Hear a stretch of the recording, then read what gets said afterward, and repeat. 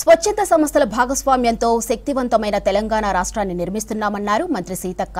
తెలంగాణ అన్ని రంగాల్లో ముందంజలో ఉందన్నారు. అయితే పిల్లలు పోషకాహార లోపంతో బాధపడుతున్నారన్నారు.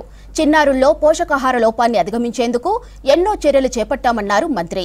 ఇక అంగన్వాడీ సేవల బలోపేతం, చిన్నారుల్లో పోషకాహార మెరుగుదల, మహిళా స్వయం సహాయక బృందాల భాగస్వామ్యంపై బేగంపేట టూరిజం ప్లాజాలో రాష్ట్ర స్థాయి సమావేశం జరిగింది.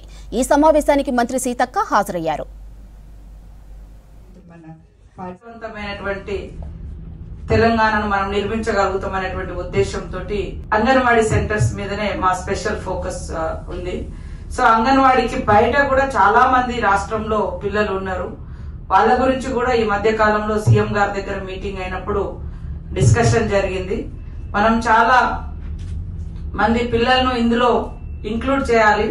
సేమ్ టైంలో వాళ్లకు పౌష్టికాహారం అందించే విధంగా కూడా చర్యలు తీసుకోవాలని ఆదేశించినప్పుడు మాకు ఒక ఆలోచన వచ్చింది. మీ ఐడియాస్, మీ ప్రాక్టీసెస్, మీ ఎక్స్పీరియన్స్ కూడా తీసుకుంటే మంచి ఒక ఉన్నతమైనటువంటి ఒక కార్యాచరణను మనం తీసుకురాగలుగుతాము. మేము ఇక్కడ కూర్చొని రూమ్ లో కూర్చొని రాసుకొని ఇది ఇంప్లిమెంటేషన్ చేయండి అనే కంటే గ్రామంలో క్షేత్రస్థాయిలో మీ అనుభవాల ద్వారా మీకుండేటువంటి పాజిటివ్ నెగిటివ్ అంశాలను కూడా కింద మీరు అబ్జర్వ్ చేసినాయి తీసుకుంటే ఒక మంచి పాలసీని తీసుకొచ్చి దాన్ని ఇంప్లిమెంటేషన్ చేయడం మూలంగా మనం అనుకున్నట్టుగా మన ఆశయానికి ఆలోచనకు తగ్గట్టుగా ఒక మంచి ఆరోగ్యవంతమైనటువంటి తెలంగాణను ఫ్యూచర్ ఈ జనరేషన్ నేటి బాలలే రేపటి పౌరులు అనేదైతే మనం ఒక గొప్ప స్ఫూర్తితోటి నినాదంతో ఈ దేశాన్ని మనం నడుపుకోగలుగుతున్నాము. ఇందిరాగాంధీ గారు ప్రత్యేకంగా ఈ అంగన్వాడీ సెంటర్స్ ఏర్పాటు చేయడం జరిగింది. కానీ బాధాకరమైన విషయం ఏంటంటే ఇప్పటికి కూడా ఇంకా పౌష్టికాహారంలో, న్యూట్రిషన్ లో మనం వెనుకబడి ఉన్నాం.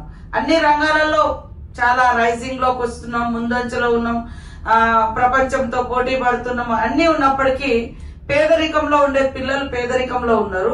సరే, ఉన్నతమైన వాళ్ళ పిల్లలు కూడా సరైనటువంటి పౌష్టికాహారం అందుతలేదు. ఇందాక ఒక మేడం చెప్పారు, వాళ్లకు ఇవ్వాల్సినటువంటి ఫీడింగ్ కాకుండా ఏదో ప్యాకెట్స్ లలో బయట నుంచి చిప్స్, చాక్లెట్ ఏదో ఇస్తున్నాం. అది పౌష్టికాహారాన్ని ఇవ్వకపోగా వాళ్ళని బలవంతంగా అంటే మంచి శక్తివంతులుగా తయారు చేయకపోగా రకరకాల సైడ్ ఎఫెక్ట్స్ వస్తున్నాయి.